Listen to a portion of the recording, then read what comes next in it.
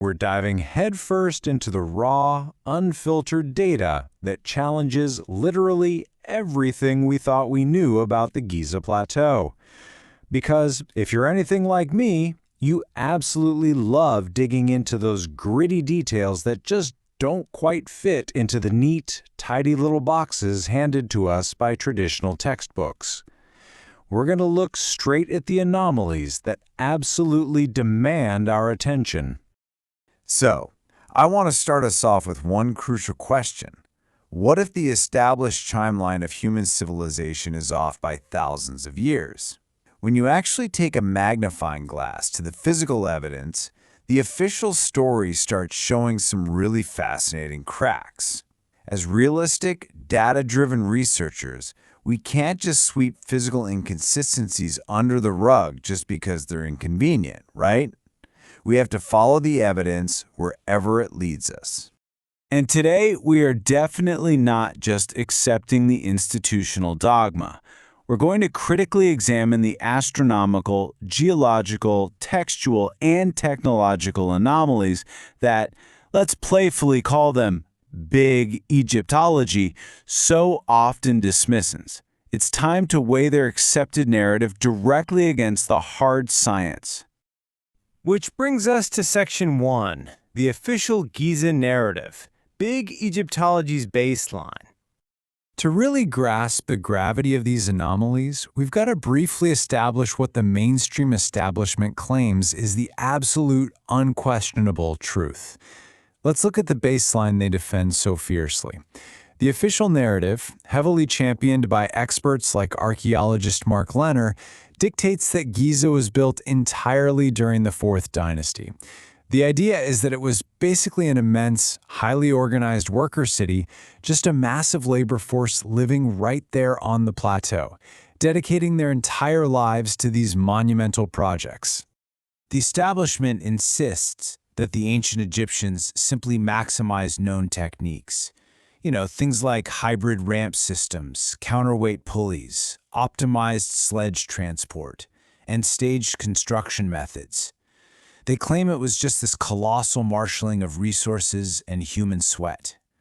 But the real question we have to ask ourselves is this: does the actual physical evidence on the plateau match up with this relatively recent timeline? Let's move into Section 2, the Orion Stellar Anomaly, a map on the ground. All right, let's look at our first major anomaly. This is where things get incredibly compelling for anyone willing to actually look up at the night sky. Enter the Orion correlation theory. Subjected to rigorous quantitative astronomical analysis, this controversial hypothesis suggests the pyramids aren't just arbitrary tombs scattered randomly on a plateau. Instead, they are a monumental, deliberate reproduction of a very specific star map, perfectly mirroring the three stars of Orion's belt. Now here's where the timeline discrepancy gets wild. Mainstream experts firmly plant construction around 2550 BC. But the astronomical data, it suggests the pyramid layout actually perfectly mirrors the stars of Orion on the celestial sphere a full 9,000 years prior to that. We're talking 9000 BC, a period the ancient Egyptians themselves referred to as Zep Tepi, or the beginning of time.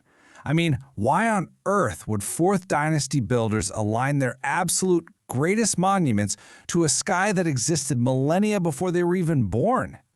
So let's jump to Section 3, Water Erosion. An older Sphinx? If the stars are pointing to a vastly older timeline, what about the stones themselves? Well, geologist Robert Schoch actually traveled to Egypt to look closely at the Sphinx, and he realized something that completely shattered the accepted history.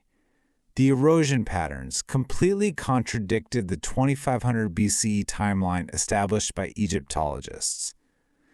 Schoch's seismic data points to a minimum age of 5000 BCE, but realistically, it points all the way back toward the end of the last ice age around 10,000 BCE, which was a time of incredibly heavy rainfall. And he didn't just guess. Using hard science like paleohydrology and seismic subsurface weathering, which literally involves whacking a steel plate with a sledgehammer to measure sound waves deep in the bedrock, Schoch proved the core body of the Sphinx features massive precipitation-induced weathering. In plain English, the Sphinx was rained on, heavily, for a very long time, in a region that has been a bone-dry desert for the last 5,000 years. You know, you can fake a lot of things in historical records, but you literally cannot fake geological weathering. This brings us to Section 4, the Forbidden Inventory Steddle, a whistleblower document. Okay, so if the Sphinx is geologically thousands of years older, shouldn't there be some textual evidence? Well, there is. Take a look at this incredible quote stating the Sphinx already existed. This comes directly from the Inventory Stele, a limestone tablet discovered in 1858 that explicitly describes Pharaoh Khufu finding the Sphinx already built. According to this text, he merely repaired it and restored its divine temple statues. He didn't carve the monument himself. So how exactly does the establishment handle a text that completely breaks their precious timeline? They dismiss it. Mainstream authorities quickly labeled this stele a pious fraud, claiming it was just forged by 26th Dynasty late-period priests to boost temple donations. But alternative researchers argue it might very well be a genuine copy of an older 5th Dynasty record, which was a super common ancient practice to preserve crumbling texts. It certainly makes you wonder if inconvenient evidence is being slapped with a forgery label just a bit too quickly. Moving on to Section 5, Hidden Underground Radar Cities. The establishment is incredibly quick to dismiss alternative text, but you have to ask, what else might be hidden down there? Is there a colossal underground infrastructural complex hidden directly beneath the pyramids? Recently, researchers Felipe Biondi and Corrado Malanga utilized cutting-edge technology to look beneath the sands of Giza, and they firmly believe the pyramids are just the tip of the iceberg, sitting right on top of a highly interconnected underground structure. Let's look at how this builds a picture of completely conflicting narratives. Biondi and Malanga used synthetic aperture radar, or SAR, and found interconnected underground structures. The mainstream counterargument? Well, the establishment claims the 10 gigahertz radar waves they used simply can't penetrate deep rock. But here's the kicker. Rather than bringing in better ground-penetrating radar or physically excavating to settle the debate once and for all, authorities use these radar limitations as a convenient excuse to completely dismiss the findings and strictly refuse to allow any further independent digging. Influential gatekeepers, like former Antiquities Minister Zahi Hawass, vehemently deny these underground structures exist at all.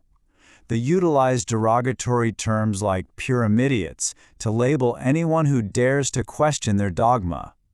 Yet, keep in mind, these are the exact same authorities who, during the 1980s, conducted faulty cement restorations on the Sphinx that actually caused it physical damage. It really makes you wonder what kind of protection and oversight is actually happening on the plateau. Finally, Section 6, Protecting the Historical Timeline. So, what is the crucial point we should take away from all this heavily compartmentalized information? When we line up the anomaly cascade we've covered in this explainer, the precise astronomical alignments pointing back to 9000 BCE, the hard geological paleohydrology proving ancient rain erosion, the Inventory Stele explicitly stating the Sphinx predates Khufu, and that unexplored SAR satellite data showing underground networks, a distinct, undeniable pattern emerges. The physical evidence overwhelmingly contradicts the neat, tidy, official story we've been spoon-fed for decades. Which leaves us with this final, incredibly provocative question. Are we really just looking at a simple adaptive construction program? Or are these the surviving, suppressed remnants of an entirely erased civilization? Is the establishment genuinely protecting history, or are they artificially protecting a fabricated timeline because the truth would literally force them to rewrite every single history textbook on the planet? I'll let you look at the evidence we've covered and decide that for yourself.